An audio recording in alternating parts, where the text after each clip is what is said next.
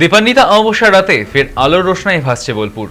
কয়েক বছর আগেও এই সময় অনুব্রত মণ্ডলের উপস্থিতিতে তৃণমূল কংগ্রেসের বোলপুর কার্যালয়ে ধুমধাম করে পালিত হতো কালীপুজো। 2021 সালে 570 ভরি সোনার গয়নায় সজ্জিত হয়েছিলেন মা কালী।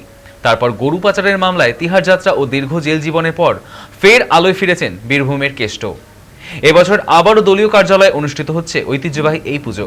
সূত্রের খবর, আগের মতোই সোনায় মোড়া থাকবে মা কালী। যদিও ঠিক কত ভরি সোনা ব্যবহৃত হবে তা গোপন রাখা হয়েছে। প্রায় 44 বছরের পুরনো এই পুজো একসময় অফিসের নিচতলায় হতো, পরে স্থানান্তরিত হয় ওপরের তলায়। স্থানীয়রা জানাচ্ছেন, অনুব্রতের রাজনৈতিক প্রভাব যত বেড়েছে ততই বেড়েছে পুজোর জাঁকজমক। গরু পাচার মামলার কিছু বছর পর পুজোর রং ফিকে হলেও এবার চিত্রটা সম্পূর্ণ উল্টো। রাতভর থেকে ভক্তদের ভিড় বাড়তে থাকে। সাংস্কৃতিক অনুষ্ঠান ও ভোগ বিতরণের আয়োজন করা হয়েছে। প্রায় 3000 ভক্তের জন্য প্রস্তুত হয়েছে প্রসাদের ব্যবস্থাও।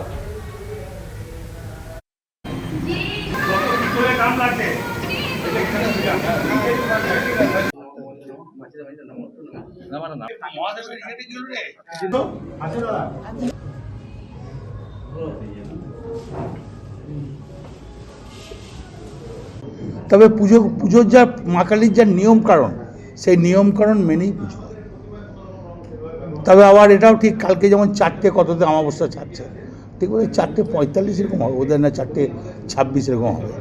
তা আমাদের কিন্তু ওই 4:26 কিন্তু ঘট বিসর্জন হবে। প্রত্যেক লোকের জন্য মালসায় করে প্রসাদ দেওয়া হয়, পায়েস থাকে, একটা তরকারি থাকে, চাটনি থাকে, তারপরে তো আমার যা যা দরকার সব থাকে। মায়ের কাছে সবারই ভালো চায়, যে বীরভূম জেলার মানুষ যেন ভালো থাকে, সাধারণ মানুষ যেন ভালো থাকে, সব শ্রেণীর মানুষ যেন ভালো থাকে, সব জাতির মানুষ যেন ভালো। ওই মালসায় সব সাজিয়ে দেওয়া হয়, প্রসাদ দেওয়া হয়, খাওয়ানোর তো ব্যবস্থা থাকে বসে।